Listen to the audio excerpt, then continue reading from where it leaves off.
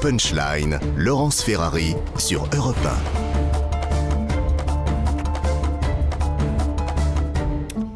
18h pratiquement 2, bienvenue si vous nous rejoignez sur Europe 1 et sur CNews, bienvenue à nos téléspectateurs et nos auditeurs. On est ensemble pour 1 heure pour débattre des grands sujets de l'actualité. Nous sommes avec Julien Drey, bonsoir. Bonsoir. Fondateur du mouvement Réinventé, et avec Alexandre Devecchio, bonsoir. Bonsoir. Rédacteur en chef adjoint au Figaro. On va parler de politique évidemment avec ce premier déplacement de Elisabeth Borne. On va l'écouter dans un instant. Elle s'est rendue auprès de jeunes filles pour promouvoir l'égalité des chances, c'est quelque chose qui lui tient très à cœur. Mais d'abord, on va se tourner vers l'Élysée. Emmanuel Macron qui a tenté de tempérer les ardeurs de ceux qui s'impatientent que le nouveau gouvernement ne soit toujours pas nommé. Écoutons le président de la République, sa réponse. Le travail continue de manière sérieuse, mais ce n'est pas une chose légère. Elle requiert du temps, des échanges de fond, et c'est ce que la Première ministre et moi-même faisons. Donc autant de temps qu'utile et que nécessaire, car il s'agit du gouvernement de la France. Voilà, autant de temps utile que nécessaire. Il s'agit du gouvernement de la France, Julien Drey.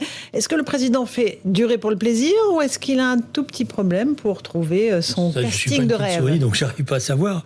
Ce qui est vrai, c'est que ça fait la joie des internautes, parce que si vous saviez le nombre de listes de gouvernement qui circulent demi-journée, demi-journée, il y en a une par jour. Il y en a une par jour, et ça fait des heureux ou des malheureux ou des malheureuses. Voilà, je crois qu'ils prennent le temps. Visiblement, ils ont décidé d'être les, comme on dit, ça, maître des horloges, hein, c'est ça. Jusqu'au bout, voilà. Alors, en plus, il n'y a rien qui fuite, il faut être honnête. C'est extraordinaire, il n'y a rien qui fuite. D'habitude, il y a toujours des gens qui disent « j'ai été contacté, j'ai pas été contacté ». Mais visiblement, j'ai l'impression que la consigne a été donnée, que le premier qui dit qu'il a été contacté, il est sûr de ne plus y être. Alexandre Devecchio, c'est une stratégie du président de la République qui veut étirer le temps afin que la campagne législative soit très courte, au fond. C'est une possibilité. Il faut reconnaître qu'Emmanuel Macron a toujours fait ça. La dernière fois, il n'y avait pas un aussi long délai avant la campagne législative, et il avait déjà été le maître des horloges. D'ailleurs, l'expression est de lui.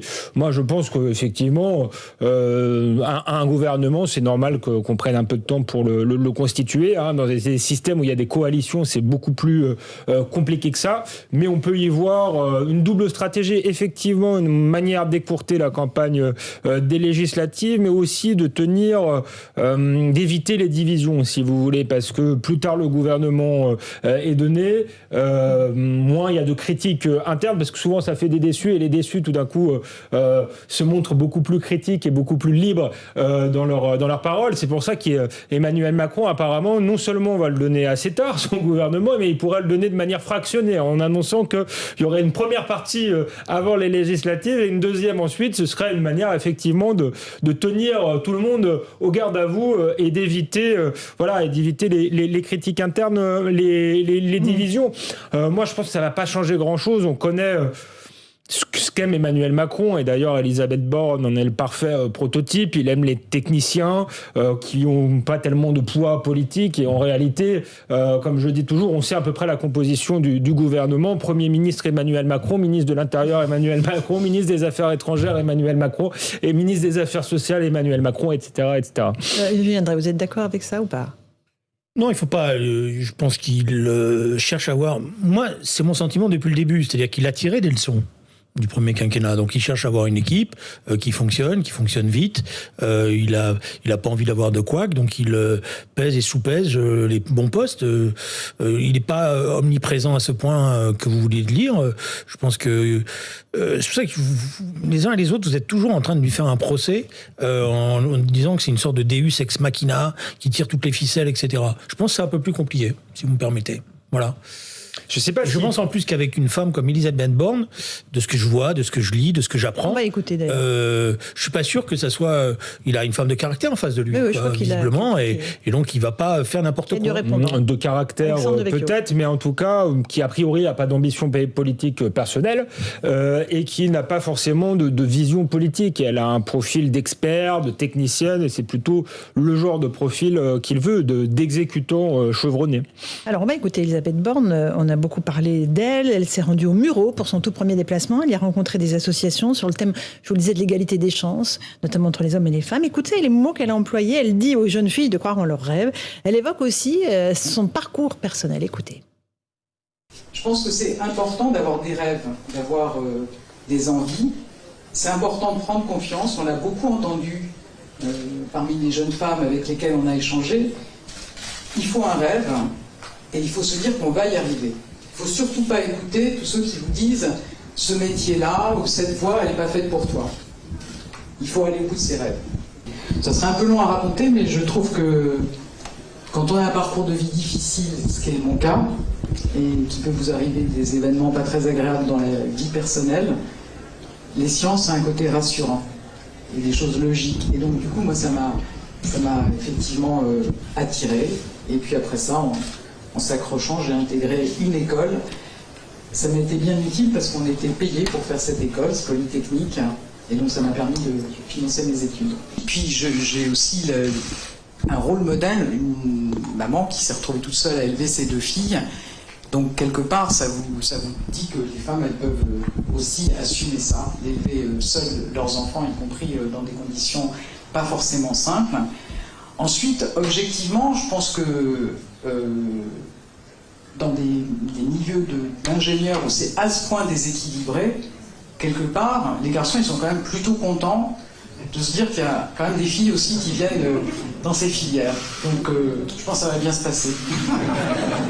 Voilà pour ce qu'a dit Elisabeth Borne tout à l'heure au Muro. C'est intéressant, Julien Drey, la façon dont elle se sert à la fois de son histoire personnelle. D'abord, elle se présente aux Français aussi, parce qu'ils ne la connaissent finalement qu'assez peu, et les messages qu'elle fait passer.